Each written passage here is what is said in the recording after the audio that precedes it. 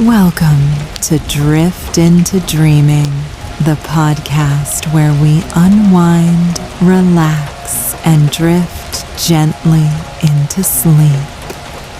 Hello, my name is Sofia, and I am your host tonight. As you settle in, let go of the day behind you and allow your body and mind to relax. Tonight, we'll visit a place that feels as warm and comforting as your favorite blanket, Clara's Rainy Day Bakery. To set the mood, a gentle, steady sound of rain will accompany our journey, a soothing rhythm that encourages rest. Let's take a moment now to settle more deeply into bed. Feel the soft mattress supporting you, the luxurious sensation of your head sinking into the pillow. With each breath, let your neck and shoulders release all their tension, embracing a feeling of complete relaxation. Your entire body can now ease into this deep state of rest. Even if a little tension lingers in a muscle or two, know that it will gradually melt away like a whisper on the wind as you drift into a soft and soothing sleep. For now, simply enjoy the coziness of your bed and the warmth of tonight's story.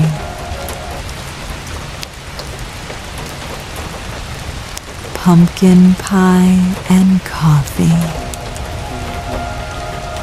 The raindrops patter softly against the bedroom window, a gentle lullaby. This tranquil melody is the first thing Clara's mind perceives as she slowly emerges from her dreams.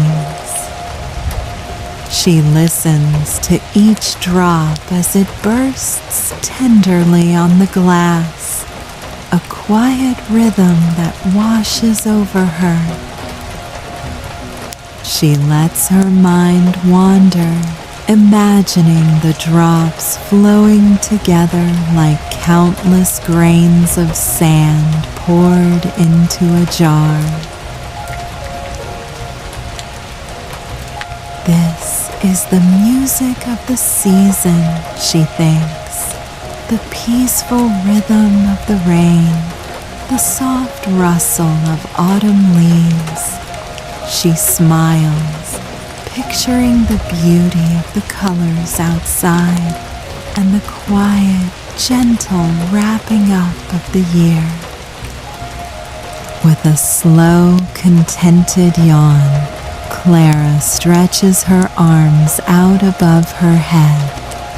Darkness still drapes the world outside, but it's time to begin her day. Soon, she'll pull on her warm hat and coat and walk down to her bakery, a place of warmth and comfort, to prepare for the day's first customers. Though she begins her morning before the world outside is fully awake, Clara doesn't mind a bit. She adores what she does, and the quiet hours before dawn feel sacred. She loves the peaceful ritual of being the first to turn on the lights.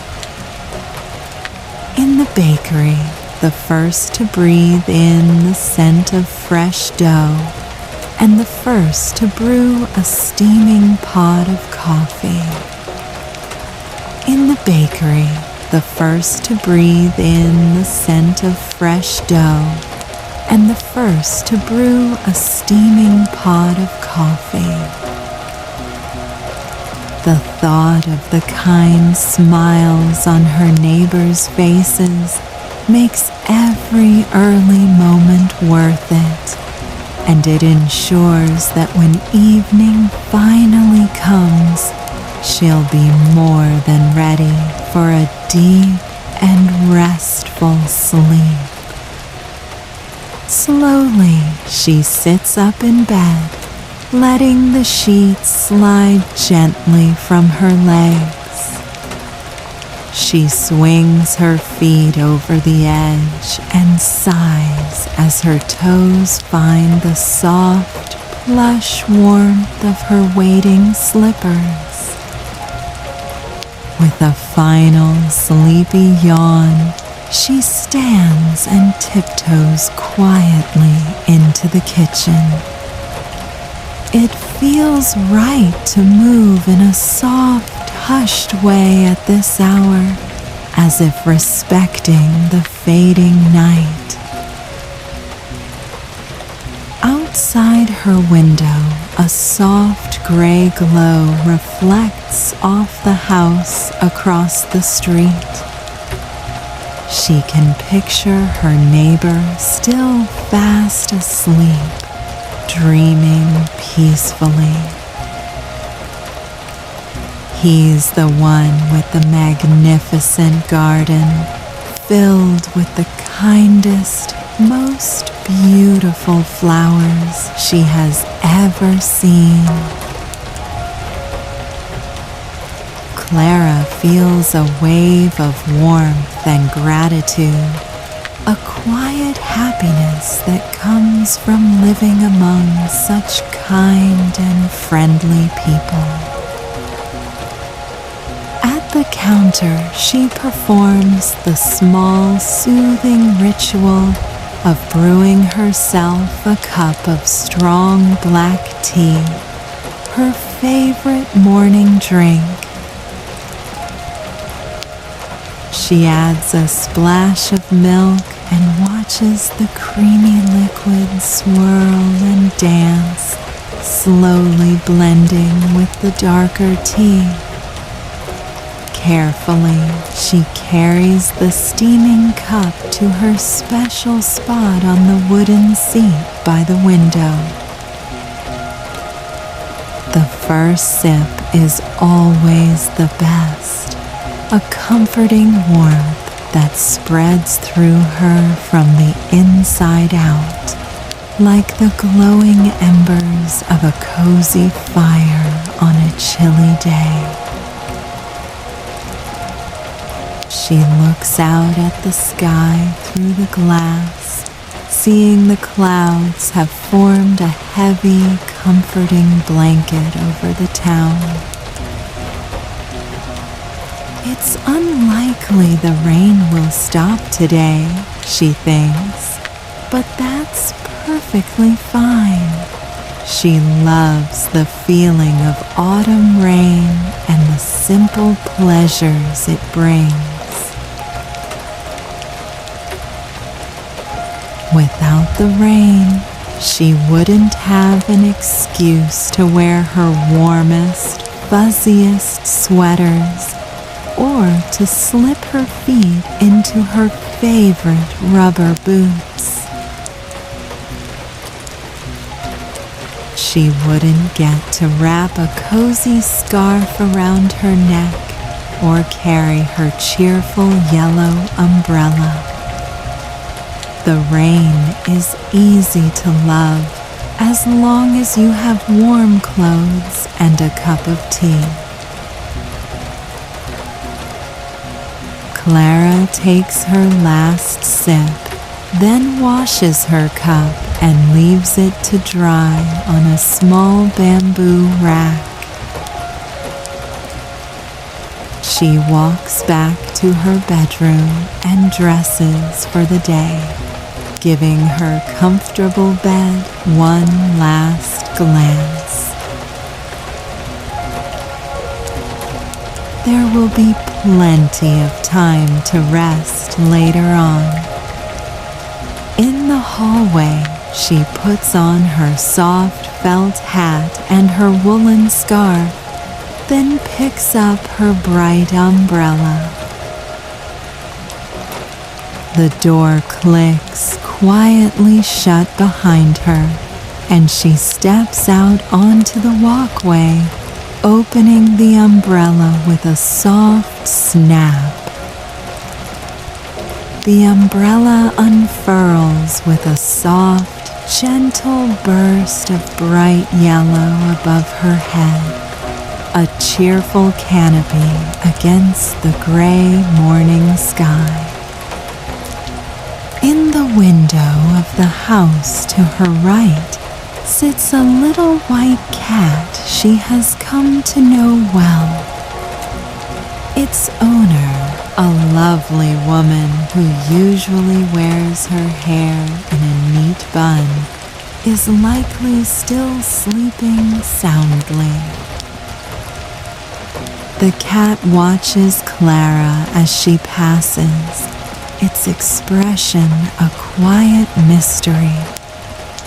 Clara simply smiles and gives a small, peaceful wave. As she continues her walk, the neighborhood is still tucked in for the night. Quaint homes with dark windows line the street, their stillness a comforting presence. A few soft porch lights glow, and the gentle yellow light from the street lamps pools on the wet pavement, mixing with the rain. She listens to the quiet trickle of rain on the fabric of her umbrella, feeling completely safe and dry beneath its sunny canopy. It reminds her of building pillow and blanket forts as a child, a hidden, protected space where the whole world was distilled down into a quiet, cozy corner that was all her own. Clara smiles at the memory and pulls her woolen scarf a little closer. She skips over a puddle to her left, weaving around another as she begins to descend the hill that leads to the bakery. In the distance, the brightly painted door of the shop stands out like a beacon of cheerfulness against the morning gloom. Swirls of green, blue, yellow, purple, and orange paint dance across the wooden exterior, a vibrant, welcoming splash of color. She vividly remembers painting it one summer evening all those years ago, brush in hand, letting her creativity guide the way. She laughed as she finished, seeing the colorful flecks of paint on her hands and overalls, caught up in the pure joy of bringing a little beauty to the world. Now, Clara pulls out her brass keys, the sound a soft jingle in the quiet air. She fits one into the lock on the door, and it creaks open, revealing the still sleeping interior of her shop. She shakes the rain from her umbrella and gently flicks a switch with her fingertip. The lights bloom to life, and she sighs with a deep sense of contentment. So good to be back in the bakery, The air is filled with the warm, welcoming scents of flour, sugar, and espresso beans, a comforting memory of yesterday's baking. There's also a faint hint of toasted pecans from the pie she made before closing. As she walks through the quiet shop, her mind begins to gently plan the day. The oven is the first thing she turns on, letting it begin its slow warm-up. She'll make cinnamon rolls, of course, just like always. But today she'll add some toasted pecans for a little extra crunch. She brings over the metal parts of the espresso machine, which she left to dry overnight, and begins to reassemble them with gentle, deliberate movements. She remembers she'll also be making pumpkin pies today. Every year around this time, her customers start to ask for them, some hoping for a single slice, and others wanting a whole pie to share with their families. Finally, Clara walks over to the cozy seating area and reaches down by the wall. Her fingertips find a plug, which she inserts into a socket. Strands of tiny fairy lights twinkle softly to life above her head. For a moment, she stops all her movements, and her mind settles into a state of complete peace, wrapped in the warmth and quiet of her little bakery.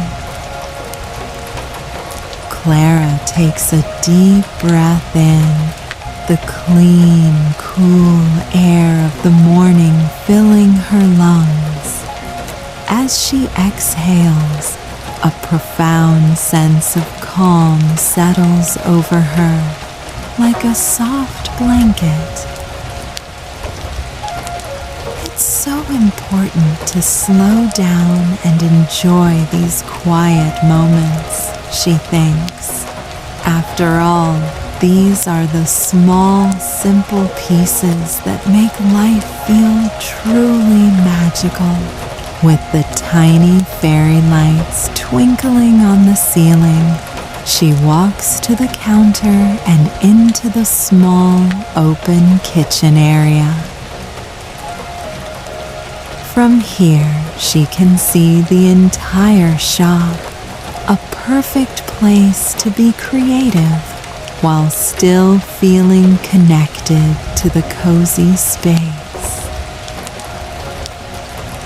She pulls 2 large white buckets of soft, yielding dough out from under the counter.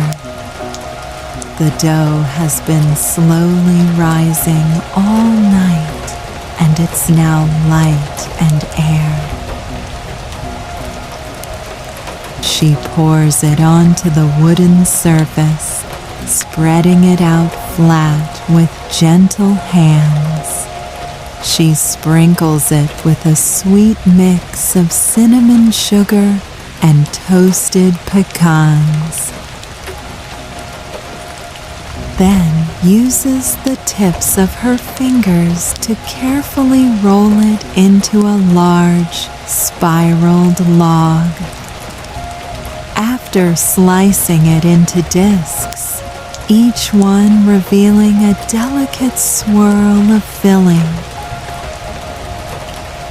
She dusts them with more cinnamon sugar and places the tray in the oven.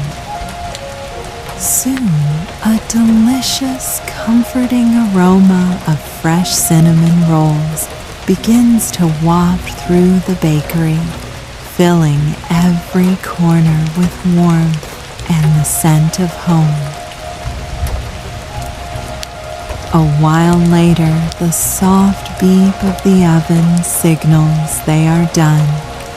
She takes out the tray and places it on a wire rack to cool. Now it's time to begin the pies. Clara makes her way to the pantry at the back of the kitchen, which she thinks of as her own personal magic room. It's a peaceful treasure trove filled with everything she could possibly need. Tubs of flour and baking powder are stacked neatly below large canisters of spices and bottles of flavor extract. A jar of fragrant vanilla pods rests on a shelf alongside little containers of star anise, fresh cloves, and poppy seeds. There, on the bottom shelf, tucked near the back, are the fresh sugar pumpkins from a farm up the road. She chooses a hefty, medium-sized one and tucks it gently under her arm. In a large metal mixing bowl, she gathers jars of spices and a few wooden spoons, balancing everything with a practiced ease.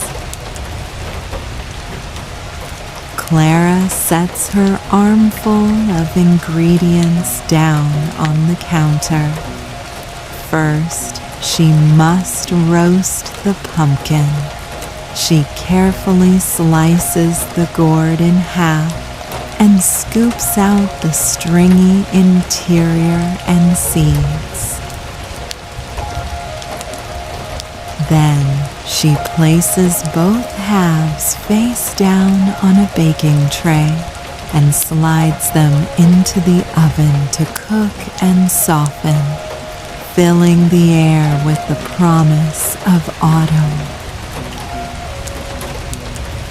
As the oven works its magic on the pumpkin, Clara gets to work on the crust.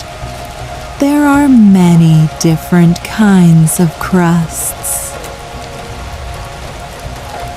she could make, but her favorite is a graham cracker crust, a recipe she learned from her Aunt Lucy, who always baked mini pies for all the children during the holidays. Clara pulls a plastic sleeve of graham crackers from its blue box and lays a tea towel over it. Taking up her large, heavy rolling pin, she begins to roll it gently back and forth, crushing the crackers beneath.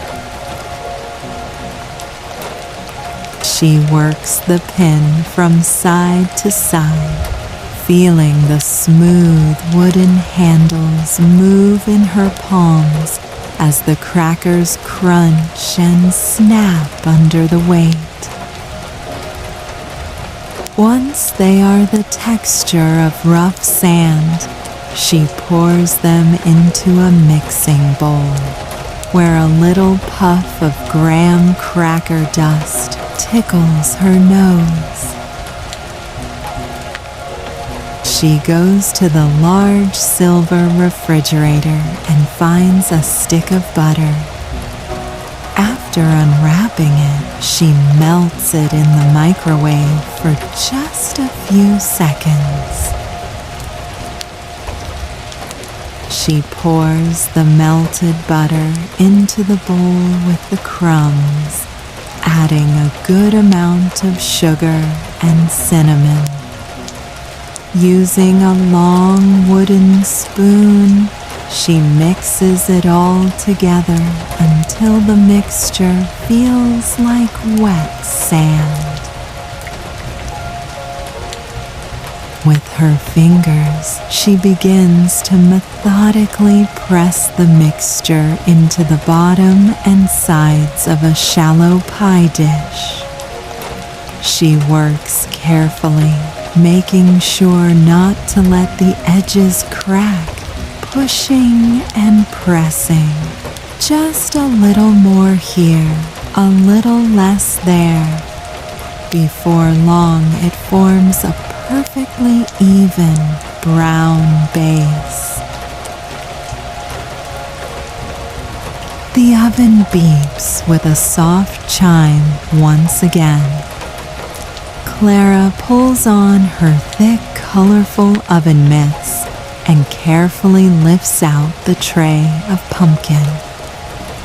She slides the pie dish into its place, setting the timer for 12 minutes. Just enough time to get the crust a little bit crunchy, so it holds up beautifully under the weight of the liquid filling. Just then, she hears a soft creak as the wooden door swings open. Her first customer has arrived. As always, it's Seamus.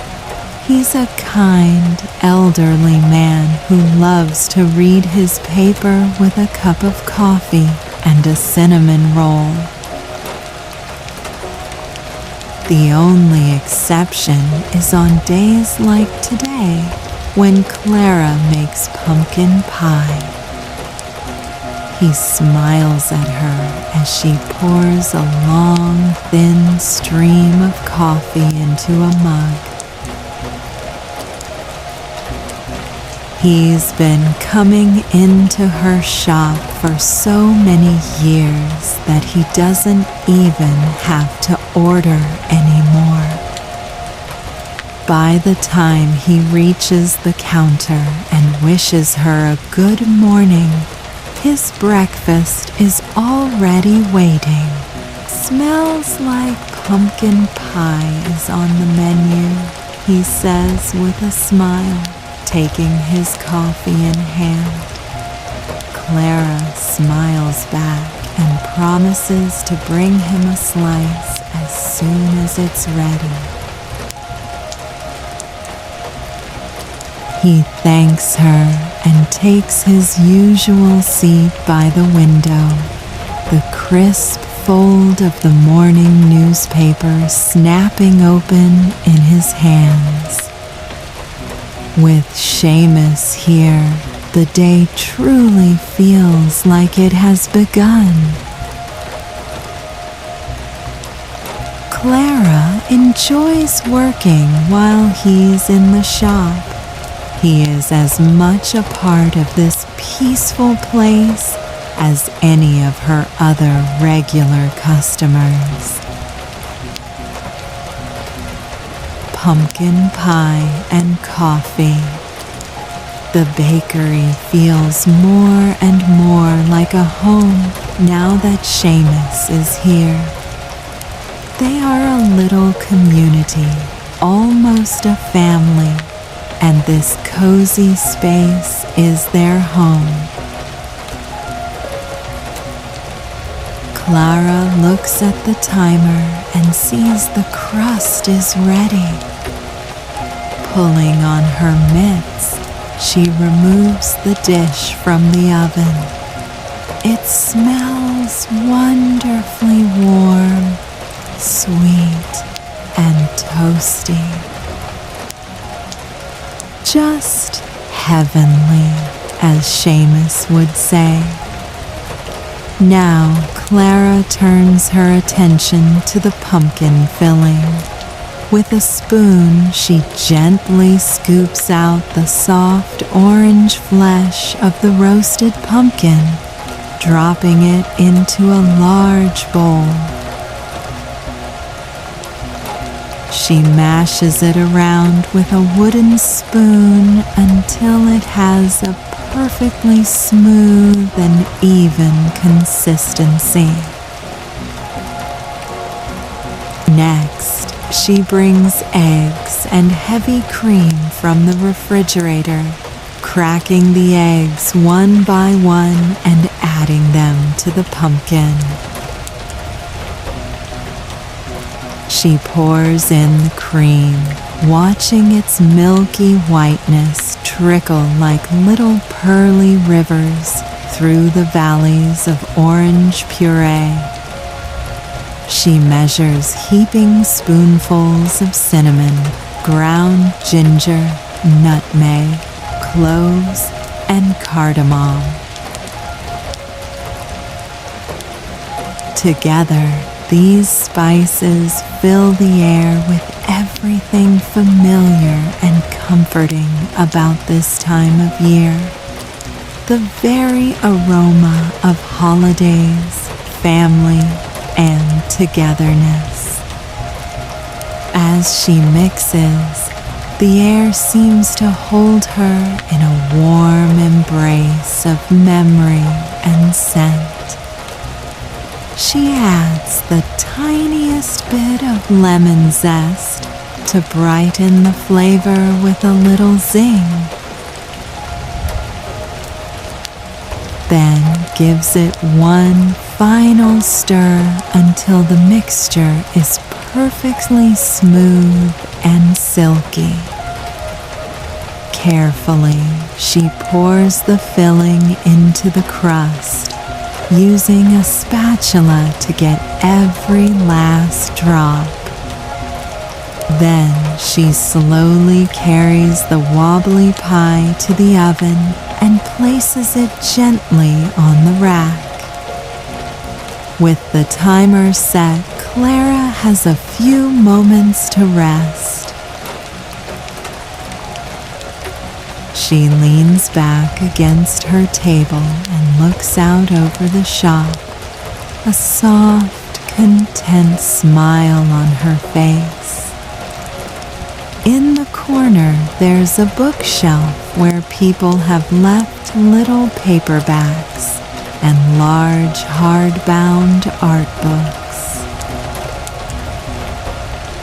She's added a few mystery novels herself over the years, and she loves to pass them on, knowing they'll bring the same joy to new eyes. Near the shelf sits a small, hand-painted children's rocking chair. She found it in a second-hand shop and brought it into the bakery for her smaller customers. Over time, children have added their own special touches to the chair, decorating it with flowers and bees, squiggly lines, and little scratches. A gentle beep from the oven pulls Clara back to the baking at hand. The pie is ready. She opens the oven door and a hot, sweet breeze meets her cheeks like a warm breath, carrying with it the nutty and savory sweet aroma of pumpkin pie. Clara pulls the dish out of the oven and sets it on the counter to cool. As she cleans up her mixing bowls, rolling pins, and measuring cups, she sees Seamus in the window, casting curious glances toward the pie. She laughs softly to herself, grabs a knife, and cuts him a slice. On second thought, she cuts an extra piece for herself, too. It's been a long, satisfying morning already, and there's nothing better than sitting with a good friend for a taste of something sweet. She puts each slice on a small white dish and adds a dollop of fresh whipped cream on top.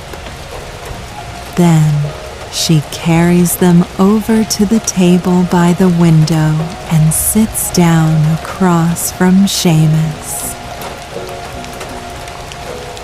Smells delicious, just like every year, he says, sinking his fork into the creamy filling. Clara brings the first bite to her lips and savors the delightful tanginess of the pumpkin against her tongue. The flavor is deep and aromatic, filling her senses with warm, sweet spice. Perfect, she thinks, just perfect.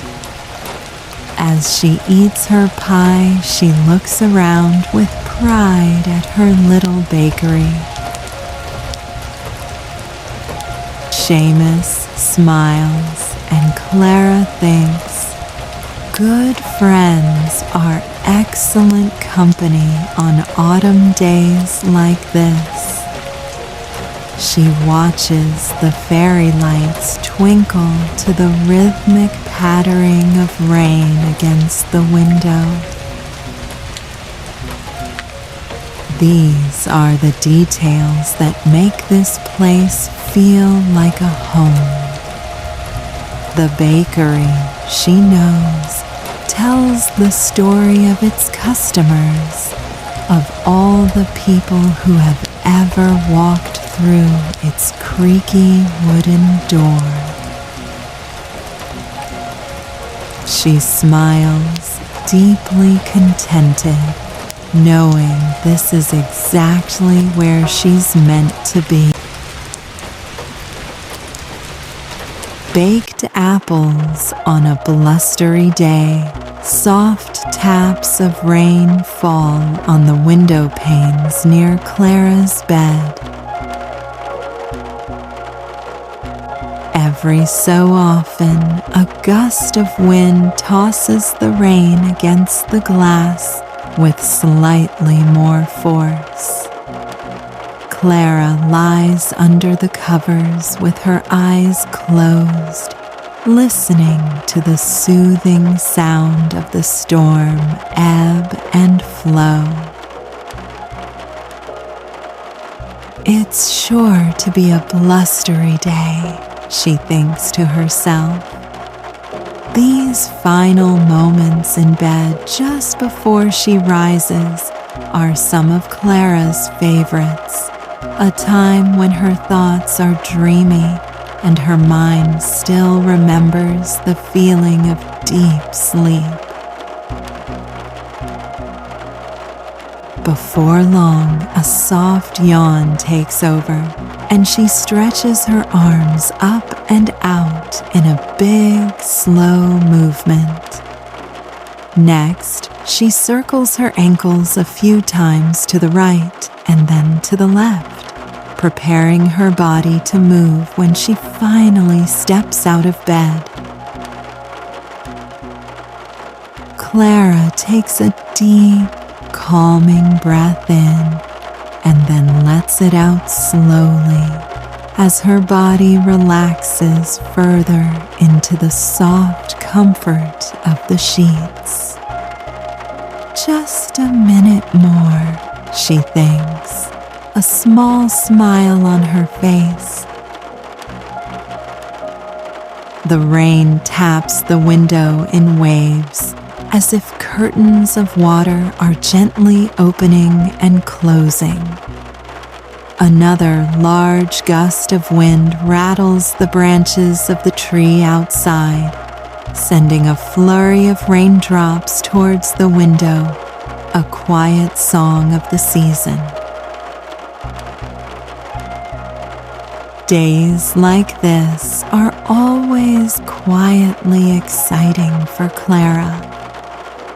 When the weather feels wild and unpredictable outside, the rain and wind seem to encourage her to be a bit more spontaneous and comfortable inside. With that thought, she pushes herself up to sit on the edge of the bed and then stands, glancing out the window as she does. As always, it's still dark outside.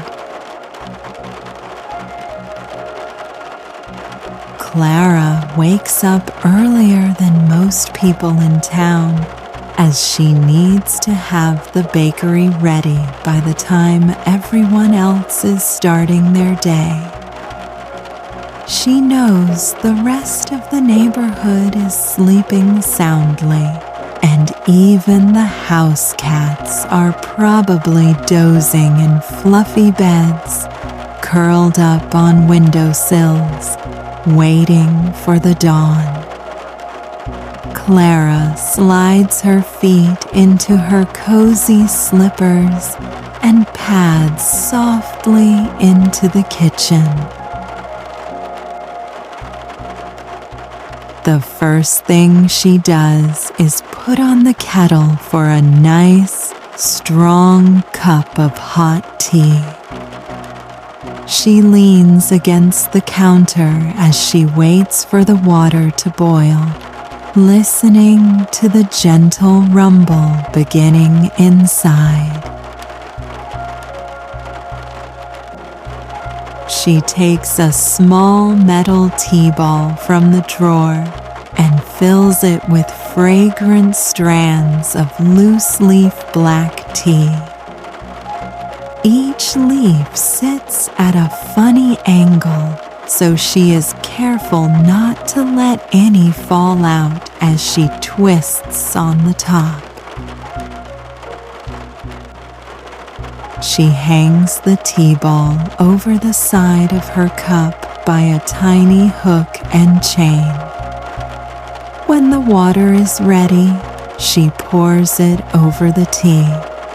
Little bubbles rise up from within the metal ball, and it floats slightly before sinking to the bottom. A fan of tea color spreads out from it, shading the clear water as it swirls around. Clara lifts the cup to her nose and inhales deeply. She loves the smell of hot tea on a chilly morning. Feeling a bit spontaneous, she decides to skip her usual splash of milk, opting to drink it black today. But still desiring the comfort of her routine, she carries it over to the wooden seat beneath the kitchen window. This is where she always drinks her morning tea, gazing out at the sleepy neighborhood on the other side of the glass. Some mornings, the first rays of light would already be shining through the clouds by this time, but today the sky is heavy and dark. A soft blanket of gray clouds hangs low over the town, and the rain is continuous, shifted only by the ever-changing wind. She can see how it bends and sways the branches of the tree across the street. It's definitely coat weather today, she decides.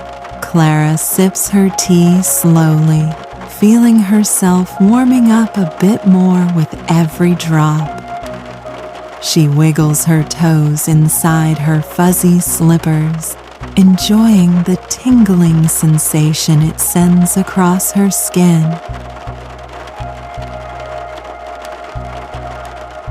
This is the most perfectly cozy morning, she thinks to herself. When she finishes her tea, she washes out the cup and sets it to dry on a bamboo rack. Although the sun hasn't come out yet, Clara knows it's time to get ready for the bakery. After so many years of opening her shop each morning, Clara feels as though she has an internal clock, a gentle rhythm that intuitively tells her when she should be finishing her tea and when she needs to step out the door.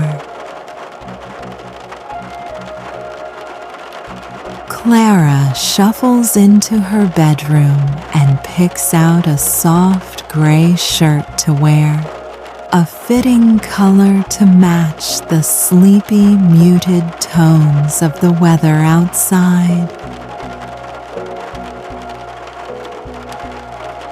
Once she's dressed, she heads to the front door, pulling on her thick wool coat and buttoning it up slowly.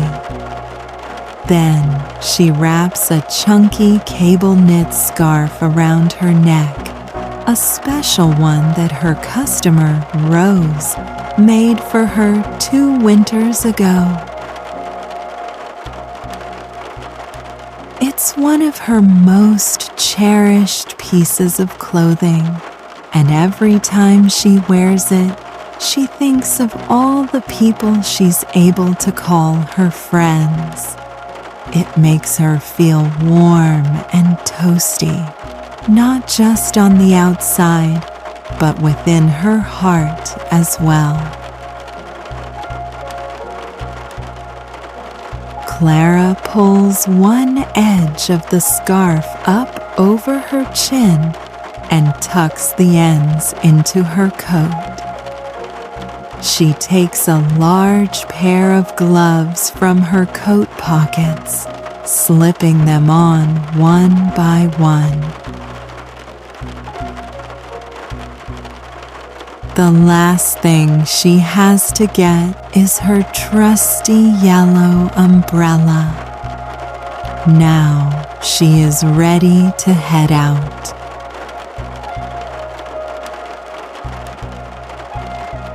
She closes the door behind her and pauses on the front step to open the umbrella. The wind pushes against it, making it a little difficult to raise the canopy. But with a gentle determination, Clara gets it open, adding a vibrant splash of yellow to the otherwise dark morning. Bracing herself softly against the wind, she steps out onto the sidewalk. Heavy raindrops patter against the fabric of the umbrella, a rhythmic, magnified sound that she can hear beneath its bright dome. She spies the little white cat that's always waiting in her neighbor's window. But this morning, the cat is still peacefully asleep, its pink nose tucked under its fluffy tail.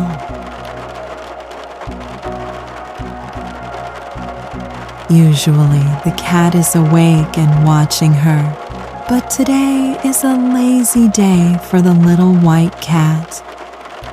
Clara watches it nap contentedly behind the glass for a moment, and for an instant, she wishes she too could be at home, tucked up in bed. But then she thinks of her regular customers, and a warm smile comes to her face. They are the reason she gets up each and every day, rain or shine, and opens the door to her rainy day bakery.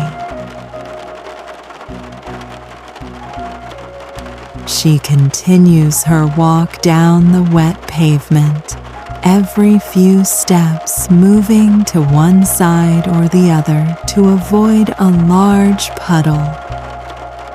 The sidewalk glistens in the soft glow of the streetlights, and still the sun is nowhere to be found.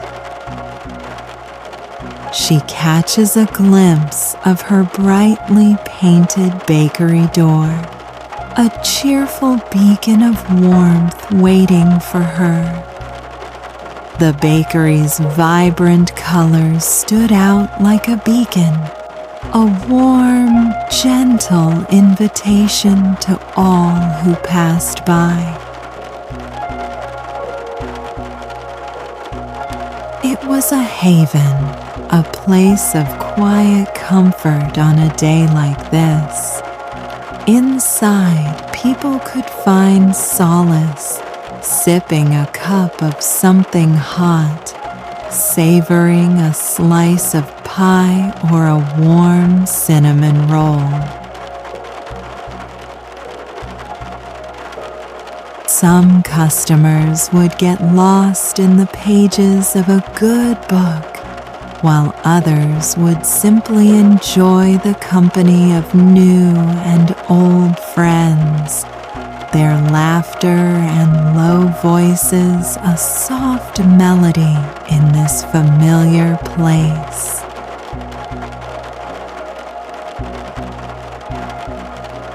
Clara realized with a contented smile that her bakery had truly become a part of the community's gentle rhythm.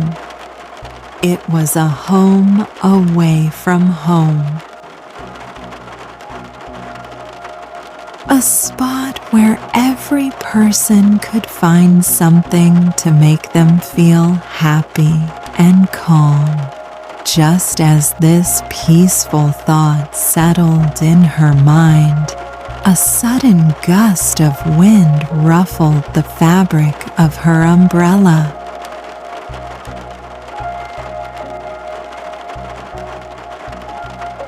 The handle gave a little jump in her fingers, and before she could react, the canopy flipped backward, leaving her exposed to the soft, drumming rain.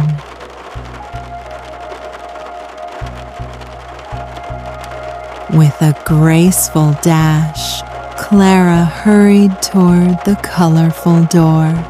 She pulled out a small set of brass keys, the right one cool and smooth against her fingertips, and slid it into the lock.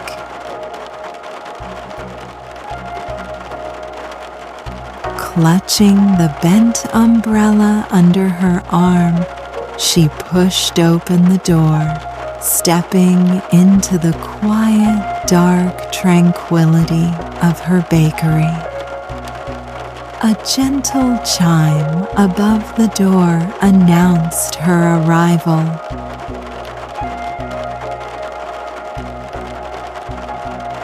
Clara took a moment to wipe her feet on the entryway mat, leaving as little dampness as possible in her wake.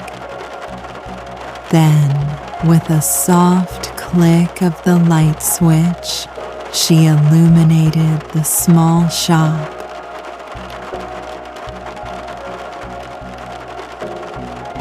The warm light spread across the room, chasing away the shadows.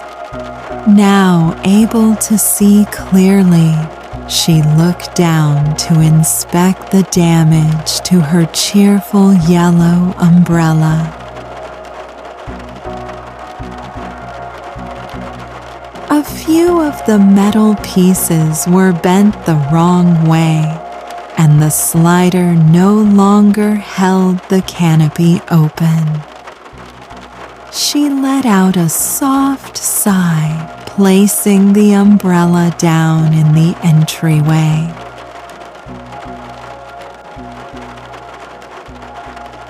It had served her faithfully for many years, but it was time to let it rest. Clara had planned to spend the entire day in the bakery and wasn't sure when she'd have the time to find a new one.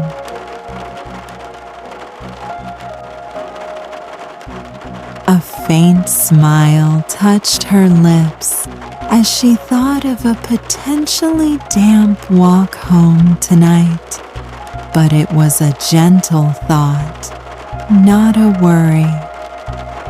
She was used to the weather here and knew she would simply make the best of it. Taking a slow, calming breath, Clara cleared her mind and exhaled, refocusing on the peaceful tasks of the day. The air around her was a comforting mix of espresso, flour, and a hint of pecans lingering from the night before.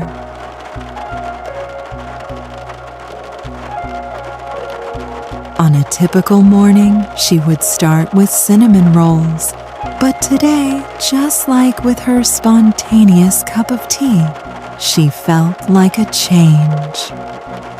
The rain continued its steady, peaceful pattern outside, but Clara felt a quiet, simple energy for something new. She walked into the cozy seating area and leaned down, her fingers finding the plug for a strand of fairy lights. Within moments, they flickered to life overhead, casting a soft, magical glow across the room, ready to welcome a new day. With a bit more pep in her step, Clara walked into the bakery pantry.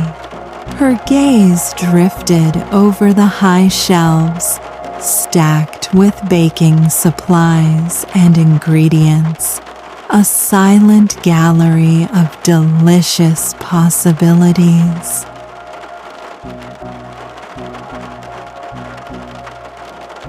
"What do I want to make today?"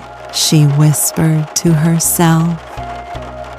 She had made blueberry pies 2 days ago, lemon squares and pecan rolls yesterday, and chocolate muffins the week before.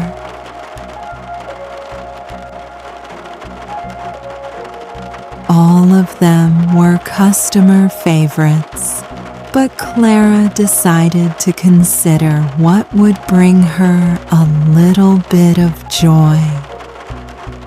A few years back, Clara had discovered her grandmother's old cookbook tucked away on a shelf at home.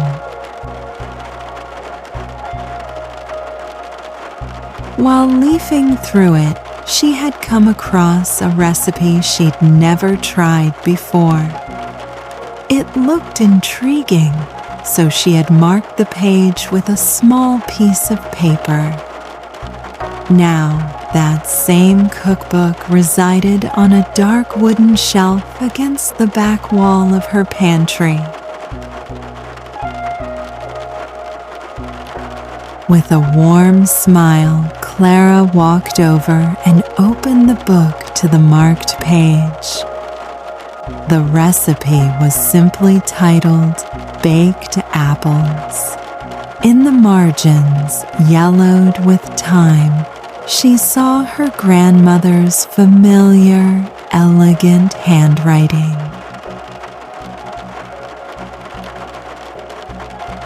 The note read, "Perfect for a chilly autumn day."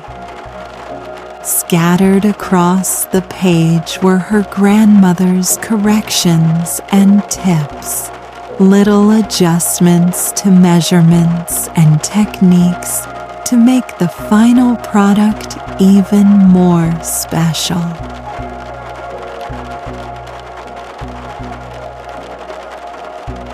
"This is what I'll make today," Clara decided. It felt like the perfect time to try something new.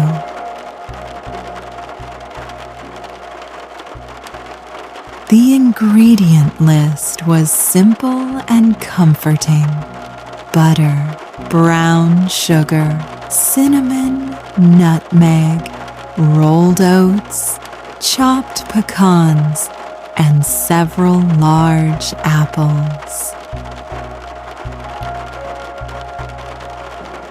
Clara gathered everything and carried them back behind the counter. She left the butter out to soften, then began preparing the nuts, chopping them coarsely and setting them aside before measuring the oats. Finally, she turned on the oven, leaving it to preheat. The next part of the recipe was a little trickier. She had to core the apples and create a pocket for the filling without splitting them. Her grandmother's margin note offered guidance.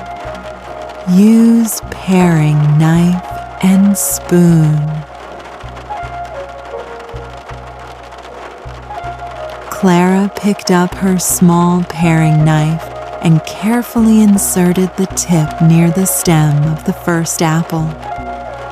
She cut a slow, gentle circle around the core, then twisted it slowly to help the core detach from the bottom. With a soft pull, it came free. The hollowed-out apple reminded her of a small pumpkin with its seeds removed. She set the fruit aside and moved to the next one. Soon the task felt almost meditative. She was able to remove the core with one swift, practiced movement over and over until she had a neat row of apples, all ready to be filled.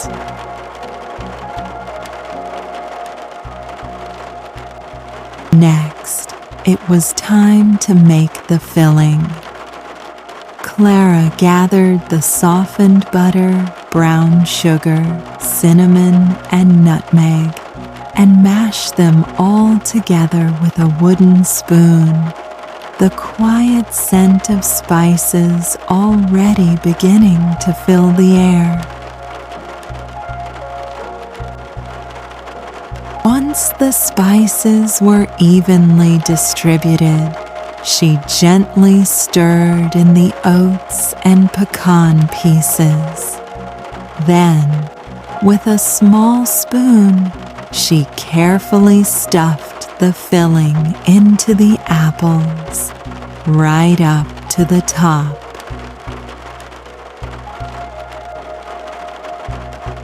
When the apples were all prepared, she lined them up in a ceramic pie dish, their colors glowing softly. Clara poured water into the dish, just enough to submerge the bottoms of the apples. remembering her grandmother's note, prevents drying and burning. Finally, they were ready for the oven. Slipping her hands into a pair of thick oven mitts, she carefully placed the pie dish on the middle rack.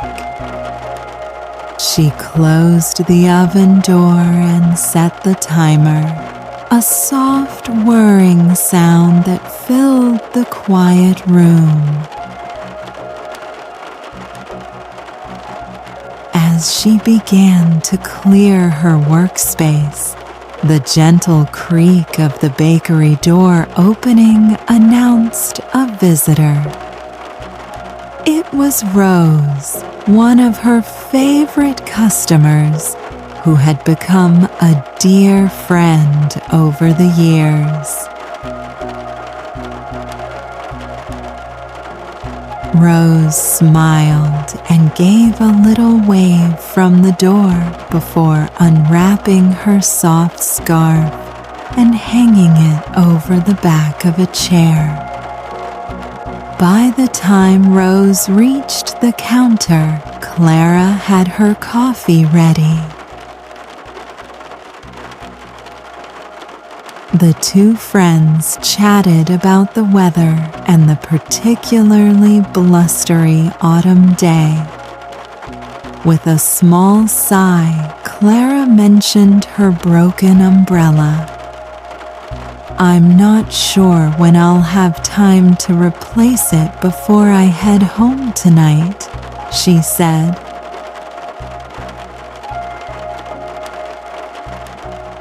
Rose patted her on the arm. "I'm sure it will all turn out just fine," she replied, a gentle reassurance in her voice before carrying her coffee to her table and settling in. Soon after, another regular customer, Seamus, arrived. Clara brought him his coffee and promised him a baked apple once they were out of the oven. One by one, all her morning customers drifted in. Some looked as though they had battled the storm, their coats spattered with raindrops. While others carried folded newspapers over their heads or shook their umbrellas outside the door. Clara served them a variety of comforting coffees, teas, and sweet treats. When the timer gave a soft chime, Clara turned from the seating area and faced the oven. She carefully pulled out the pie dish, filled with apples that were now soft, gooey, and bubbling with filling. Out of the corner of her eye, Clara noticed Rose talking with a few different customers. She wondered what they were all discussing so early in the morning. But it was just a passing thought as her mind returned to the peaceful task at hand. She carefully plucked the apples out of the water-filled dish and set them on individual plates, their warm aroma filling the air. Then she walked over to the refrigerator. Clara walked to the refrigerator and took out a carton of whipping cream. She poured some into a bowl, spooned in a bit of sugar, and used a handheld mixer to gently beat it into soft whipped cream.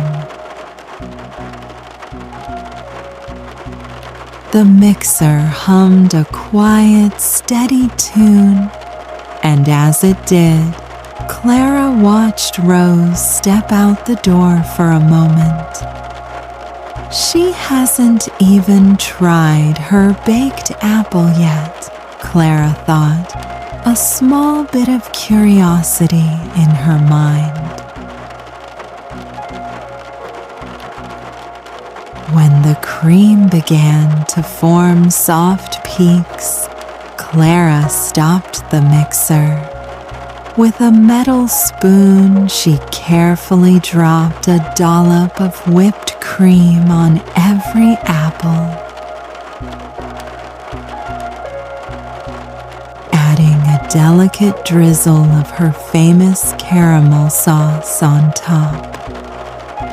The warm fragrance of the hot apples, rich with spices, and the cool sweetness of the cream filled the air, creating a wonderfully comforting atmosphere. She carried the first plate out to Seamus and set it gently in front of him. Next came plates for the family in the corner, the woman with the newspaper, and the man who always ordered cranberry scones. As she was distributing the last of the apples, Clara saw Rose walk back through the door, a long, thin package wrapped in shiny paper in her hand.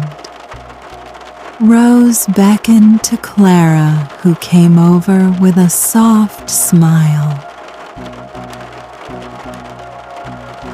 "Here," Rose said, handing her the package. On it was a handwritten note. "To Clara, from all your friends at the Rainy Day Bakery." Clara carefully pulled open the paper to reveal a brand new umbrella inside. This one was green with bright yellow polka dots and had a handle in the shape of a duck's head. "This might be the most cheerful umbrella I've ever seen," Clara told Rose, her voice full of warmth as she admired it. "Thank you all so much." Looking around the room, Clara could see that the other customers were smiling widely too. This was a gift from all of them, a present from her friends. The thought filled Clara with a deep and quiet joy. This place and these people gave her a true sense of belonging. "I've got something for you too," she told Rose with a wink, handing her one of the last 2 baked apples from her grandmother's recipe.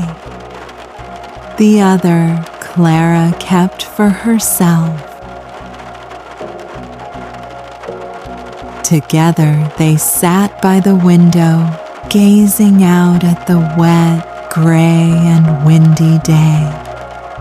But here, in the Rainy Day Bakery, everything and everyone was safe, warm, and loved.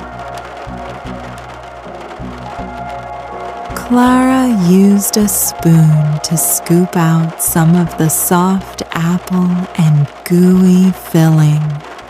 It was perfectly spiced and deliciously sweet, made even more special by the thought of her grandmother guiding her along the way. sharing it now with the best of friends, she felt a profound sense of contentment, a feeling of home.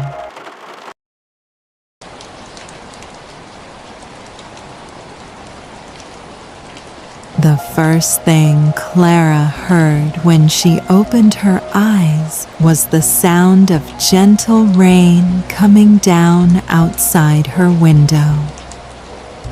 There wasn't a hint of wind, just the steady rhythmic sound of droplets hitting the ground. A soft, consistent melody that encouraged a deep state of peace. She yawned, stretching her arms up over her head and extending her legs out as far as they could go. Then she relaxed back into her soft bed, enjoying these last few moments of blissful rest before the day began. Clara had a big day ahead. She was hosting the annual cookie decorating party at the bakery. She had already made several batches of sugar cookies yesterday, but she still had more to do before her friends and neighbors started arriving later that morning. This was one of her favorite times of the year. The bakery was always a nice place to be, but on Cookie Day, it was filled with warmth, laughter, and the smiling faces of all the people she cherished. With a final stretch, Clara swung her legs over the side of the bed and sat up. Her fuzzy slippers were right where she had left them last night. She slipped them on and then pulled her robe from the hook on the back of her bedroom door, snuggling into its cozy warmth. She walked quietly into the kitchen, her morning routine a familiar comfort. First, she put the kettle on.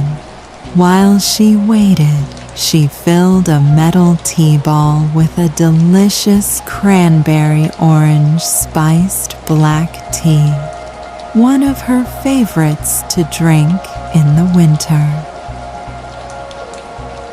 When the water was hot, she poured it over the tea in her cup and breathed deeply as the spicy steam filled the air around her. She added a splash of milk and then carried it over to her special wooden window seat. The sun rose later at this time of year, so it was still quite dark outside. She could see the hint of a nightlight in her neighbor's house across the street, but most people in town were still asleep. Because she opened the bakery every morning, Clara had to be awake before everyone else, and she had always enjoyed that part of her job. Being the one to usher people into their day with a cup of coffee and something sweet. She hoped it helped them start off right. Although she gazed out the window for quite some time, The sky overhead stayed dark and cloudy. They had been forecasting snow today, she thought to herself. I wonder if it will come after all. She brushed the back of her hand against the cold glass of the window, thinking that it just had to get a bit colder. Snowy days always make the bakery a bit more magical, Clara thought with a smile.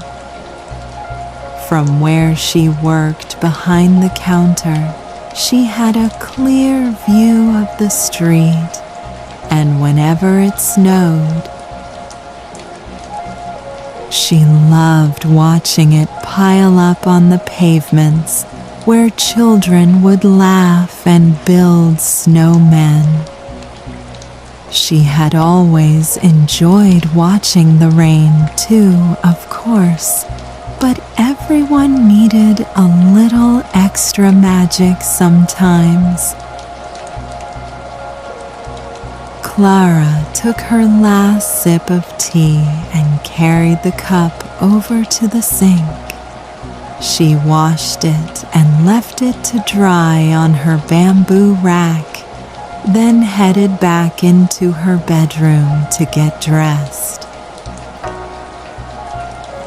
Every year during the cookie party, Clara wore the same charming sweater.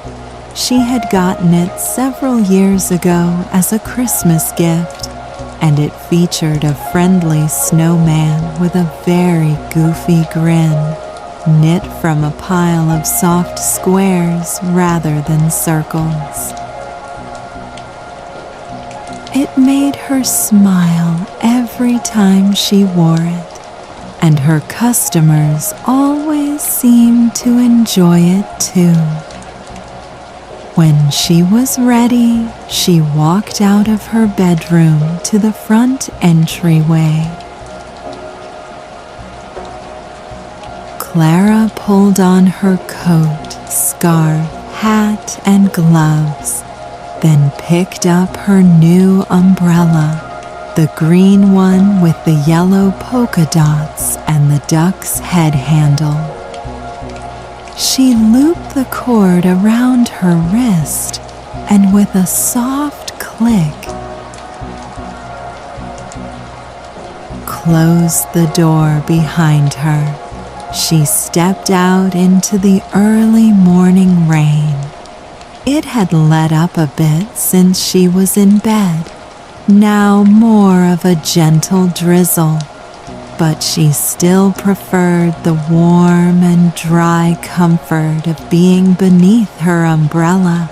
Clara slid it open and held it above her head. The drops made a gentle pitter-patter on the cheerful fabric as she began to walk down the road. Every time she used this umbrella, it made her think of her friends at the bakery. When her trusty old one broke during an autumn storm, they bought her this one as a gift, a gesture of kindness she thought about often. She was happy for the reminder on this rainy morning. As she gazed up through the colorful polka dots, streaked with lines of water, looking over at her neighbor's window, she was surprised to see a black cat instead of her usual white one. It stared out with watchful eyes, its nose pressed to the glass. Then, just behind it, Clara spotted a flicker of white. Sure enough, it was a tail belonging to the cat she was used to seeing on her walk. She watched as the cats readjusted and curled up together, like semicircles completing each other's pattern. How nice for the white cat to have a new friend, Clara thought with a smile. Now they can keep each other company. With that peaceful thought, she continued on her way down to the bakery. The familiar multicolored door soon came into Clara's view, a vibrant beacon in the dim, gray morning light. The first hint of dawn was just playing on the horizon, but it was enough for her to make out the different hand-painted hues that swirled across the wood. Soon, she slid the key into the lock, turning the handle to open the door and stepping into the warmth of her bakery. Gently, she shook out her umbrella and left it to dry in the entryway, then wiped her feet on the mat and took a deep, calming breath. It was her way of transitioning from the outside world to this peaceful sanctuary. The air was filled with the ever-present aroma of roasted coffee beans, along with a hint of burnt sugar. From yesterday's cookies, a scent that reminded her of toasted marshmallows with its sharp sweetness. Clara stepped forward and flicked on the lights, bringing the bakery to life. She walked over to the seating area, bent down, and plugged in the strand of fairy lights that twinkled softly overhead. Now she was ready to start her day. Normally, she would begin by making a big batch of sticky cinnamon rolls, but today was different. She still had a couple of batches of cookies to bake to ensure she had enough of all the right kinds for later. Clara headed over to the pantry and got out all the dry ingredients she would need. She was making double batches of both chocolate chip cookies and stained glass sugar cookies. First, she pulled out flour, white sugar, brown sugar, vanilla extract, and chocolate chips. Then she found the cornstarch and salt, and finally a bag of colorful hard candies that she would melt down to form. The panes of glass in her special cookies. From the refrigerator, she got the baking soda and eggs. The butter had been softening on the countertop, so it was the perfect texture to use now. Clara divided everything by batch and mixed the dry and wet ingredients in separate bowls. When she was ready, she combined these until the dough was the perfect consistency.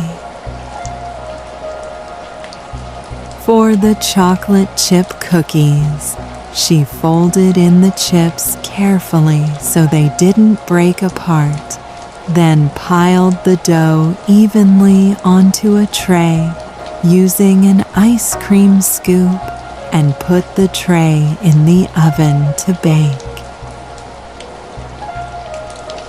For the stained glass cookies, she wrapped the dough and placed it in the refrigerator to chill. This would help it firm up so it would be easier to roll out and cut into shapes later on. Just as the delicious fragrance of baking cookies began to fill the air, her first customer of the day walked in. As usual, it was Seamus, here for his cup of coffee and a sweet treat. Most days he enjoyed a cinnamon roll, but on cookie day, he likes to be the first to sample whatever Clara has in the oven, just to be sure they've turned out all right. He always jokes with a twinkle in his eye. Clara had his coffee poured before he reached the counter, and she slid it across the wooden surface toward him. Seamus adjusted the newspaper he had folded under his arm before picking up the cup. "What kinds are you making this year?" he asked, eyeing the oven hopefully. "Chocolate chip, plain sugar, and stained glass," Clara said with a warm smile. "I suppose I'll have to test out one of each if you'll let me," he said, the twinkle in his eye returning. "After all, I've got to make sure they've turned out all right, don't I?" Clara laughed and nodded her head. "Of course you do," she said. "I couldn't do cookie day without you." Seamus walked over to the window and sat down, taking in the perfect view of the street with all its puddles. The first rays of morning light were just beginning to fill the sky behind the thick cover of clouds. Though the sun had yet to break through, it made the clouds a lighter shade of gray, a gentle promise of the day ahead. Just then, the timer chimed, telling Clara the chocolate chip cookies were ready. She slipped her hands into her oven mitts and opened the door. A warm gust of air greeted her as she peered inside. The cookies were puffy and golden brown, and the chocolate was gooey and thick. She pulled out the tray and set it on a wire rack to cool. The warm, sugary smell of freshly baked cookies filled the bakery, a magical scent that made every place it appeared feel more like home. Soon, it was time for her to retrieve the sugar cookie dough from the refrigerator. It was cold and firm to the touch. Setting it on her wooden table, she took out her rolling pin. With smooth, deliberate motions, she rolled out the dough until it was the perfect thickness. Then she used square, rectangular, and circular cookie cutters to shape it. Once she had the basic outlines, she used a second set of smaller cutters to remove designs from the center of the cookies. Little bells, trees, ornaments, and snowflakes. She arranged the cookies on a prepared baking sheet, then divided handfuls of colorful hard candy into bags by shade. Using her rolling pin, she crushed the candy into tiny pieces. Then used a teaspoon to sprinkle the sweet dustings into the cutout centers. When they were heated, the candy would melt together, forming stained glass held in place by a cookie window frame.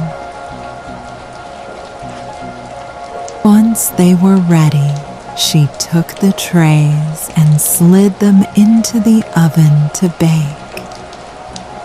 For a few moments, Clara could slow down, taking in the quiet hum of the bakery and the sweet smells of her delicious creations, and enjoy the day unfolding. The sky was brighter now, though it was still drizzling outside. People were beginning to come out of their homes, some walking, others driving, and a handful of other customers trickled into the bakery one by one. Among them were Rose, a regular, and Gwen Spencer with her 2 young twin boys. The only reason Clara could tell the twins apart was that one wore glasses and one didn't. Otherwise, they were dressed exactly the same in red shirts and blue jeans with green fuzzy socks. The twins were only 2 years old, and they both enjoyed toddling around the bakery. Playing in the kids' corner and greeting the other guests. They also knew they were likely to get a sweet treat from Clara whenever they came to visit. Seeing them reminded Clara that she still had some preparation to do before the cookie party began. Wiping her hands on her apron, she walked over to the pantry and gathered all the cookie decorating supplies she could find. There were sprinkles in every shape and color, thin ones, flat ones, and round gold and silver balls. She also found jars of colored decorative sugar, green, blue, red, yellow, and purple, along with chocolate curls, coconut flakes, and tins of crushed peppermint candy. She placed them all into a large basket, which she carried out to the seating area. She laid out an assortment of decorations on every table, along with tubes of icing sugar and colorful gel, and shakers filled with powdered sugar. Finally, from the very back of the pantry, she pulled out a large metal tree. Each of the branches had a tiny hook so that ornaments could be hung all the way down. But instead of ornaments, the tree would hold as many of the decorated cookies as it could. When her timer went off, Clara returned to the oven and removed the stained glass cookies.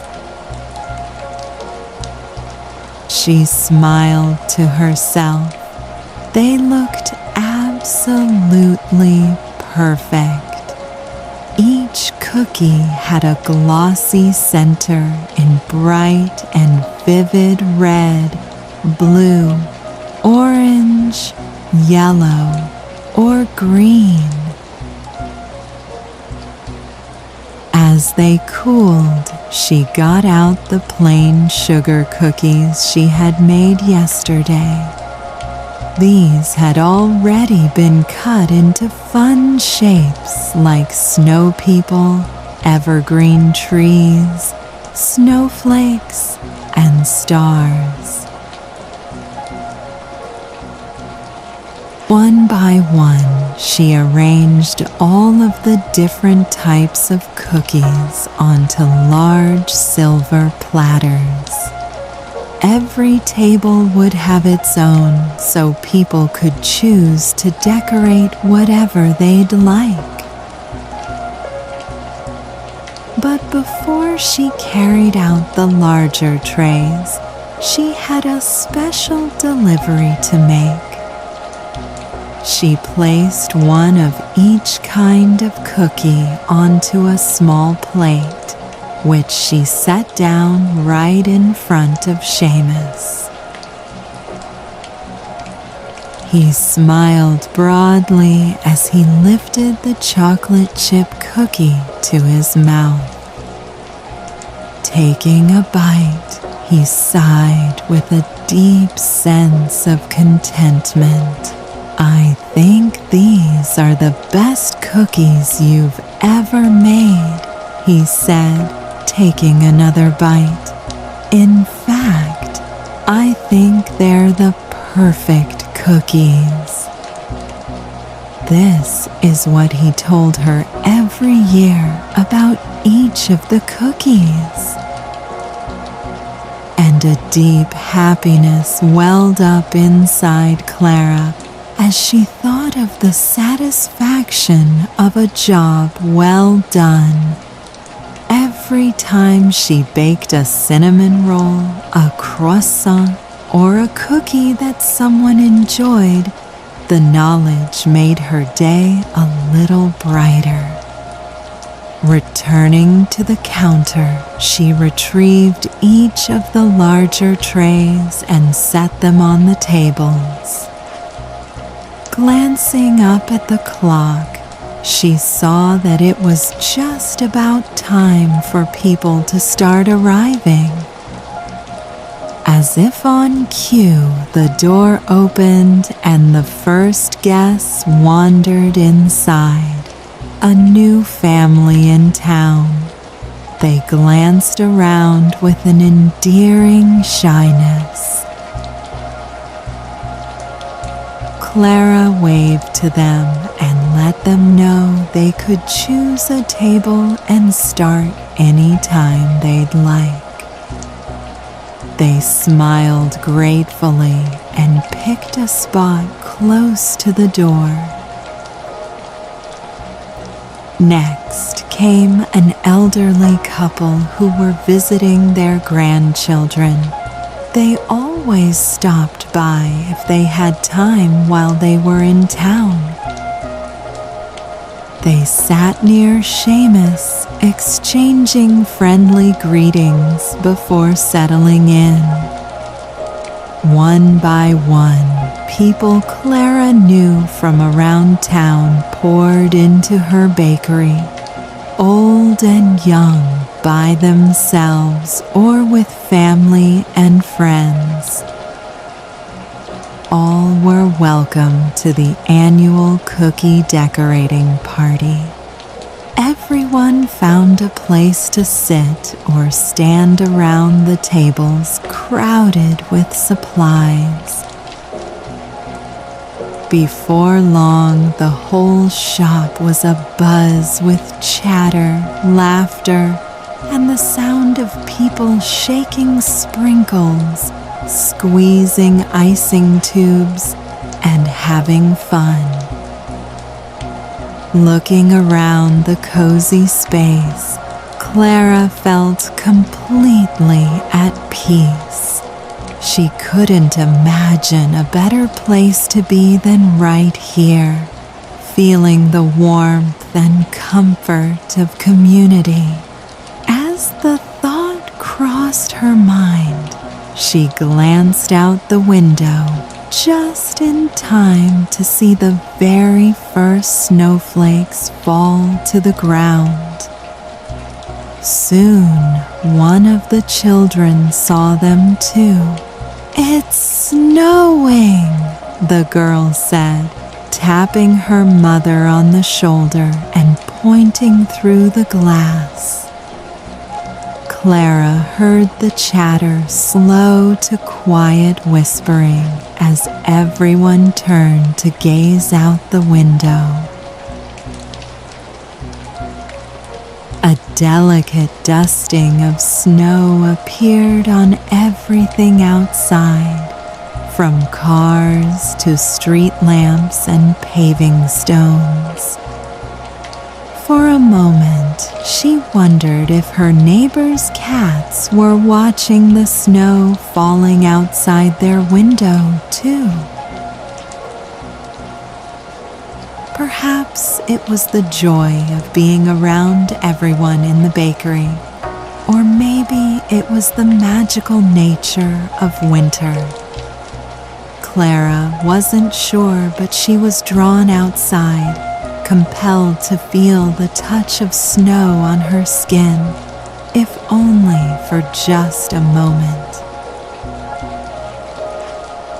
Quietly, she slipped around the front of the counter and over to the door. She pulled it open, stepped outside, and looked up to the sky. Clara spread her arms out to either side and twirled slowly in a circle, letting the snowflakes land on her cheeks and nose. She smiled, her eyes crinkling at the corners. Feeling like a child again, she stuck out her tongue to catch a cold snowflake, laughing to herself as more landed on her arms and in the palms of her hands. Then she paused for a moment, still looking skyward to appreciate the beauty of the snowy day. Everything seemed quieter, covered in a magical hush brought on by the snow. In the distance, a crow waddled across the white ground, leaving a trail of footprints behind it. Clara's boots had left imprints in the snow too, she saw. With a happy smile, she waved goodbye to the crow and the snow, and made her way back inside the warm, toasty bakery. All around her, people were enjoying themselves. As they decorated cookies, she saw palm-sized snow people with scarves and hats, green frosted trees with colorful ornaments, white and blue snowflakes with delicately iced edges, and white candles with curving yellow flames. There were stained glass cookies dusted with powdered sugar and attached to pieces of ribbon and string, and chocolate chip cookies with the occasional bite missing. The first few people had already begun to hang some of their cookie ornaments on the metal tree in the corner. While most of the people took their cookies home, Many left one behind on the tree, where it would stay until the new year. Clara picked up one of the stained glass cookies and lifted it to her lips. She took a bite, feeling the deliciously buttery crumbs melt in her mouth. At its center, the pane of candy glass was sweet on her tongue. There's nothing better than a freshly baked cookie, Clara thought to herself. For the rest of the day, she would help her friends decorate their cookies in countless fun and unique ways. And maybe even have an afternoon coffee as a treat. But for now, she was content to stand here, taking in the festive atmosphere as the magical snow fell outside the window of the bakery. The gentle patterning of rain on the glass slowly eased Clara into wakefulness. She didn't open her eyes at first, but kept them softly closed as she savored a few more moments of rest. Without realizing it, she dozed off, the sound of the rainfall mingling with quiet visions of damp streets and puddles in her mind.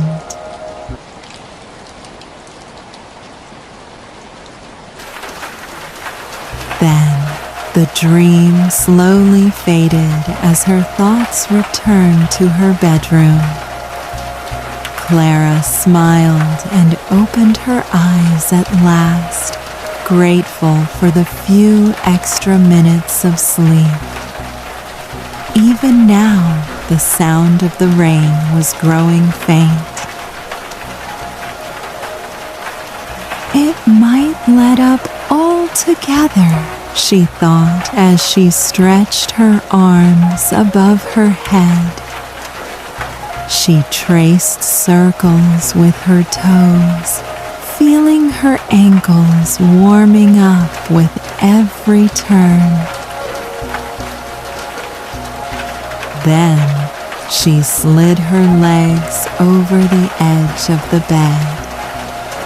Once her feet had found their comfy slippers, Clara made her way into the kitchen. Like she did most mornings, she put the kettle on for a nice cup of tea. She loved the sound of the bubbles forming inside, familiar and soothing, a kind of cozy background noise to the otherwise quiet morning. Bubbles and rain, she thought, were the two things she could always depend on at this time of day that made this place feel like home before the sun came out. As she spooned dry tea leaves into a tall tea ball, she thought about the other small, meaningful details of her life. Twisting on the top, she hung the ball by a tiny chain from the rim of her mug. Once the water had boiled, Clara poured it over the leaves. She watched the hot water take on the color of the tea as it steeped. This was a detail she always appreciated, no matter how many mornings. She watched her tea, It always created new color patterns in the mug. The act of making tea was familiar and yet new and exciting at the same time, she thought. Clara poured a splash of milk into her tea and then carried it over to her wooden window seat. Looking out through the glass, she could see her neighborhood was still shrouded in darkness. The rain had given way to a light mist, and she could make out the first wisps of fog rolling in behind her neighbor's house. The man who lived across the street kept a beautiful garden. And even now in autumn, everything growing around his house seemed perfectly in its place. The brown, red, and yellow leaves that had already fallen from the trees reminded Clara of an artistic splattering of paint on a green canvas. He was still asleep at this time of morning, as was most of the neighborhood. I must be one of the earliest risers in town, Clara thought with a smile. Clara didn't mind the hours she had to keep to run the bakery. It made her happy to know that her customers always had a place to go when they woke up, too. As she gazed across the street, Clara noticed a small bit of earth that had recently been turned. He must have planted his bulbs yesterday, she realized. It reminded her that she should probably do the same. There was a small garden just outside the bakery, where Clara had experimented with planting various things over the years. One year she planted herbs, another tomatoes and peppers. Now it was a flower garden, or it would be in springtime. But she needed to get her bulbs in the ground soon. They relied on the cool autumn soil to wake up from their slumber and put down roots for spring. I'll have to remember to bring them with me to the bakery today, she told herself. After finishing her tea, Clara took one final glance out the window. The fog was rolling in around the house across the street now. Fog was in the forecast, Clara remembered. She'd always enjoyed a good foggy day, something mysterious and magical about it. She thought, as though enchantments and worlds of possibility were hidden just out of sight. The thought made her smile as she stood and carried her mug over to the sink. After washing it out, she left it to dry on the bamboo rack and headed into the bedroom to get dressed. Today she chose a red shirt with yellow details to wear. If If it's going to be a gray day, I might as well bring a pop of color with my outfit, she thought.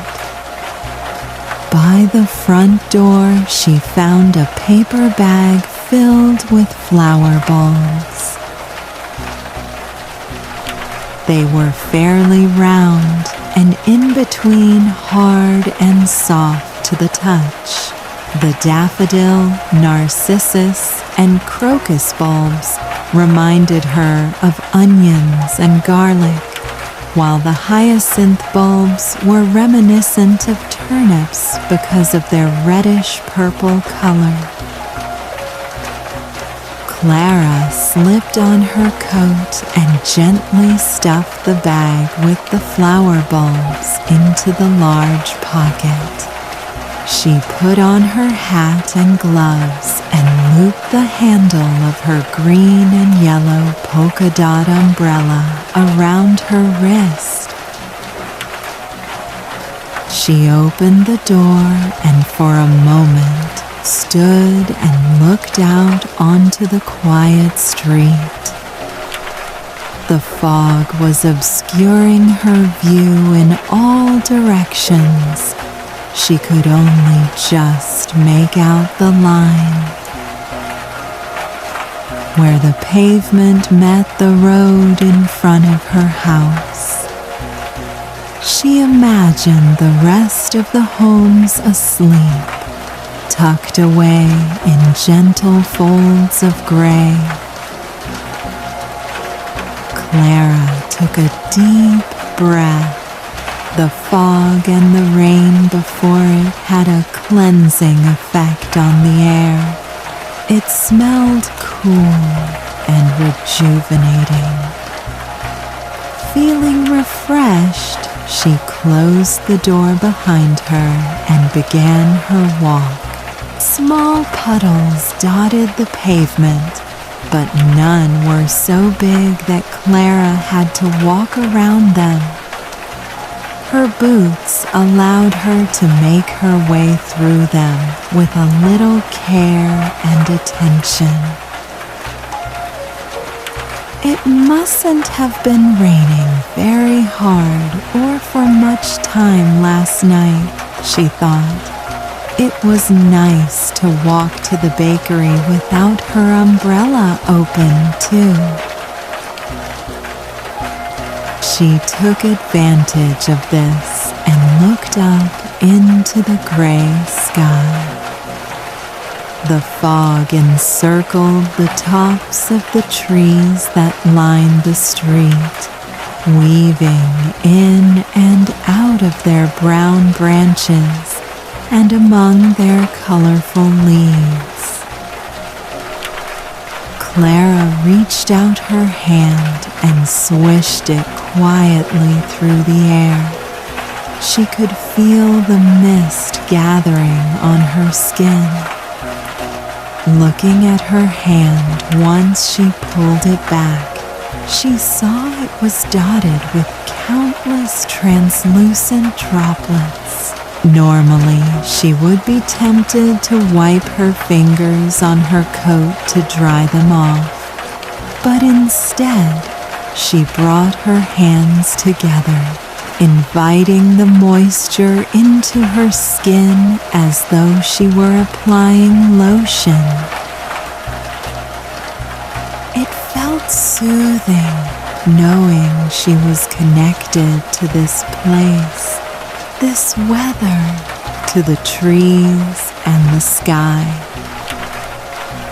Clara let her gaze fall on the space where she knew her neighbor's house should be. She could see the edge of his driveway, but the house was hidden behind a white and gray mass of fog. Her neighbor had 2 cats, one white and one black, and Clara hoped they were snuggled up together in their favorite window seat, dreaming of warm summer sunshine. As she continued on her way. She listened to the rhythmic sound of her feet tapping the pavement with every step. The fog made sounds feel closer than normal. Everything was amplified under this blanket of weather. It took longer than usual for Clara to spot the bakery. Its recognizable multicolored door peeked out from behind a swirl of fog for just a moment before being tucked away once again. Clara smiled. Even if she couldn't see the door at all, she'd still know it was there. She had done this very same walk every morning for so many years, she could probably find her way blindfolded. But still, it was a comfort to see it and to know she would soon be stepping inside, surrounded by the familiar aromas of coffee beans, sugar, and flour, and plugging in the twinkling fairy lights that would bring her little shop to life.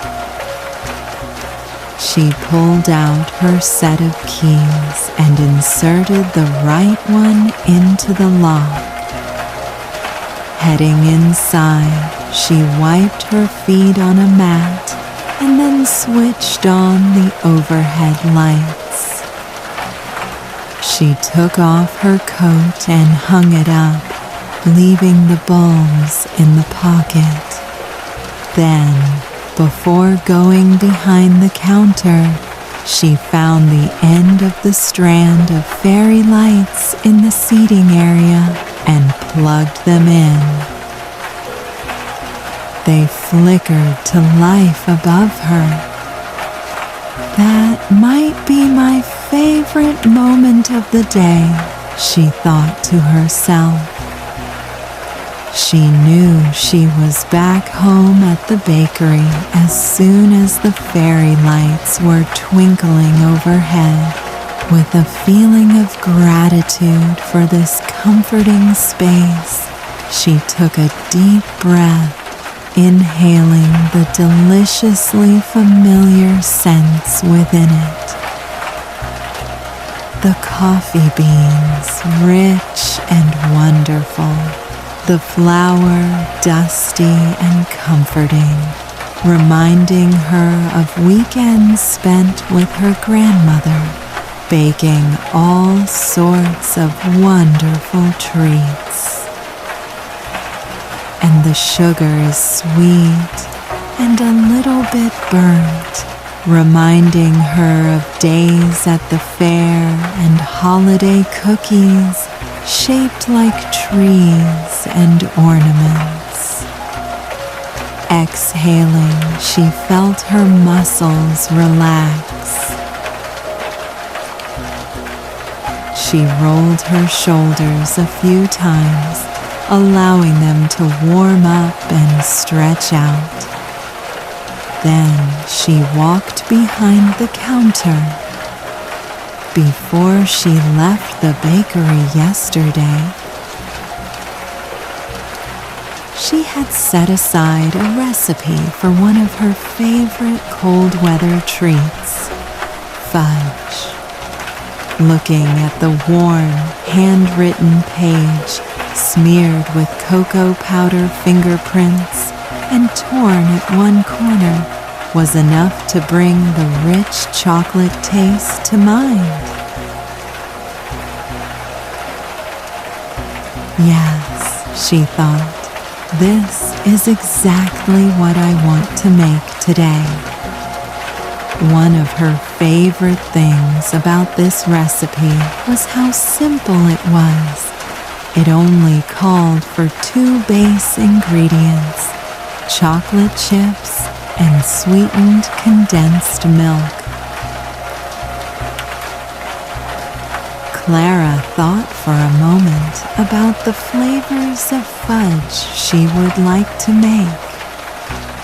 Some of her regular customers always requested peppermint, so she would have to get out the peppermint extract and a package of candy canes to crush on top. Rose loved hazelnut fudge, so she would need whole hazelnuts.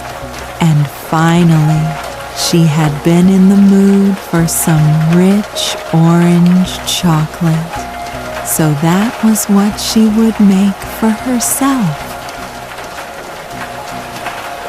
She even had some leftover candied orange peel that she could use to give it an extra kick. She headed into the pantry and found her trusty double boiler, the right size pans, wax paper, chocolate chips, sweetened condensed milk, and all the flavorings and toppings. Balancing them in her arms, she carried them behind the counter. Setting them down carefully, Clara admired her shiny silver double boiler. It's the secret to well-melted chocolate chips, her mother had told her. Over the years, she had used bowls over pots and other variations, but when it came time to open the bakery, her mother's words had echoed in her mind, so she got her very own gleaming double boiler. Clara filled the bottom pot halfway with water and then nestled the second pot on top. She placed it on the stove and then shook a good portion of chocolate chips into the top pot. As the water below heated up, the steam gently melted the chocolate without causing it to burn. With a wooden spoon, she gently stirred the chips, watching as they transformed from hard to malleable to soft and gooey as they moved round and round the pot. Soon they had melted together into a molten lake of chocolate. She added the sweetened condensed milk and stirred to combine them. She would make the peppermint fudge first, so once she removed the boiler from the heat, she added a spoonful of extract and stirred again. The sharp, cooling scent of peppermint filled her nose, opening her senses and making her think of cold winter days full of ice and snow. Before it had a chance to cool too much, she poured the chocolate mix into a pan lined with wax paper. Ribbons of fudgy liquid cascaded into the metal holder, filling every corner like lava running through a rocky channel. Clara used the wooden spoon to scrape the sides of the pot, making sure to get every last bit. Making sure every bit of fudge was accounted for. Then she gently lifted the pan and tapped it on the counter, helping the liquid fill any remaining gaps and evening out the top. Now it was time to add the topping. From a nearby drawer, she retrieved a heavy rolling pin. One by one, she unwrapped several red and white candy canes. Her fingertips getting ever so slightly sticky as they touched the sugary sweets. She placed the candy canes in a bag between two towels and then gently pushed the rolling pin back and forth on top. Subtle snapping noises let her know the candy was breaking apart. Once it was crushed into tiny pieces, she gathered some in her palm and sprinkled it over the cooling fudge. The larger chunks of candy would give the fudge a nice, crunchy texture, while the smaller ones would lend an extra bit of peppermint essence. Clara carried the fudge over to the cooling racks, where it would wait until it was ready to be sliced and served. In the meantime, she washed up the pot and prepared the next two batches. Before she began the next one, she zested a whole orange. She would use the little flecks of peel to give the fudge a brighter, citrusy flavor in combination with orange oil.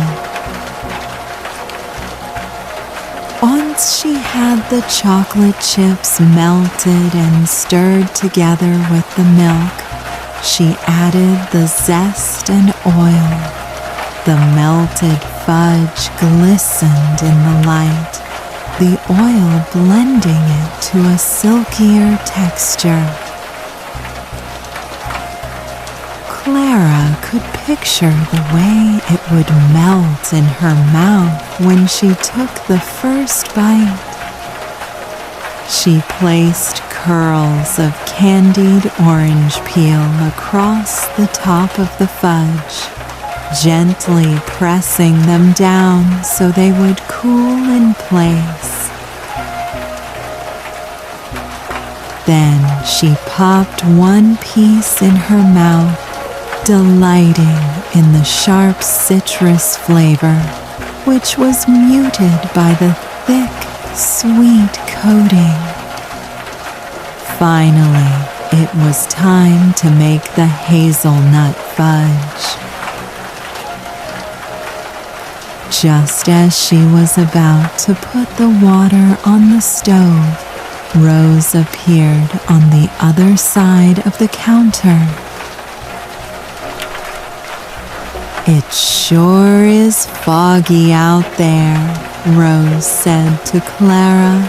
She told her she had gotten turned around this morning, and for a while she thought she had gone the wrong way. The fog was so thick she could barely see her hands in front of her. But then, in the distance, she saw the twinkling lights in the bakery windows. "They were like little guiding stars," Rose said with a smile, "ushering me through the gloom to my home away from home." Clara smiled broadly as Rose recounted her tale, and she was particularly excited to let Rose know that her hazelnut fudge was coming her way later on. "Oh, that's my favorite," Rose said, clapping her mitten-covered hands together softly. Clara poured a cup of coffee and handed it to Rose, who carried it over to a comfy seat by the window. Returning to the stove, Clara set up the double boiler and combined the chocolate and milk just like before. Then she removed the mixture from the heat, added hazelnut flavoring and some crushed hazelnut pieces, and poured it into the lined pan. To finish it off, she carefully placed whole hazelnuts in neat rows across the top of the fudge.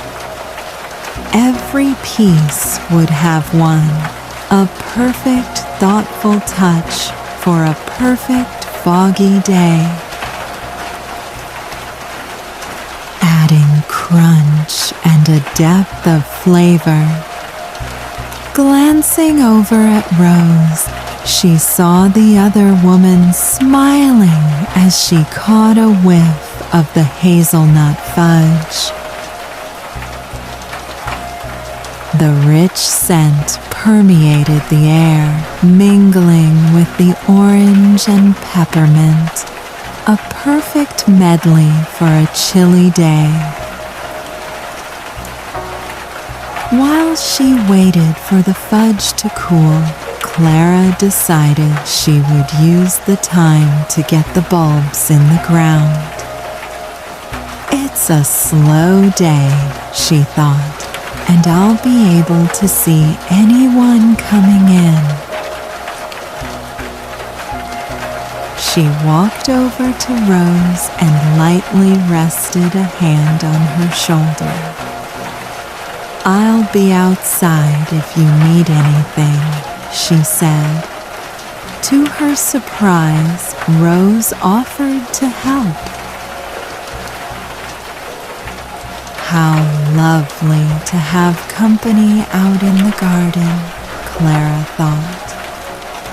While she felt completely at ease spending time alone with her plants, she always enjoyed time spent with good friends, and after so many years, Rose was most definitely a good friend. Together, Clara and Rose headed to the door, slipping on their coats and scarves on the way out. When they reached the small garden, Clara pulled the bag of flower bulbs out of her pocket. Rose opened the top of a workbench where a few tools were stored and found a couple of trowels. The two women knelt down on the ground, laughing together as they felt the dampness of the soil soaking into the knees of their trousers and began to dig.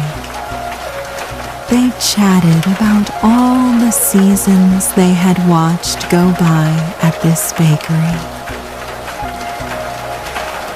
There was the time Max from the hardware store accidentally ordered 12 dozen cupcakes instead of 2 for his daughter's birthday party. They were practically begging people to take cupcakes with them for a couple of days. And the one summer when a storm came in and washed out a few roads, stranding visitors in town. Everyone congregated at the bakery, making coffee and snacks and collecting blankets, children's books, and more to keep their new guests comfortable until the roads were repaired. "We've had some good times here, haven't we?" Rose asked. Clara nodded, patting down the soil around the last flower bulb. Standing up, she stepped back to admire their work. Rose followed her. They stood together in companionable silence, sharing a moment of reflection and gratitude for years well spent. Clara watched the fairy lights twinkle like guiding stars in the foggy gloom, leading all who need a home away from home, no matter the weather. The Rainy Day Bakery. As Clara finds peace in her cozy bakery, may you also find a peaceful rest. Let the warmth of this story drift you into dreaming. The gentle rhythm of the bakery and the quiet joy of Clara's day have come to a close. Now, let your mind drift away as you fall into a deep, restful sleep. Thank you for joining me for this journey into dreaming. Let the feeling of community and comfort from Clara's story carry you through the night. I hope this story helped you drift into dreaming. For more peaceful nights, remember to subscribe to the channel and let me know in the comments what you'd like to dream about next. Sweet dreams.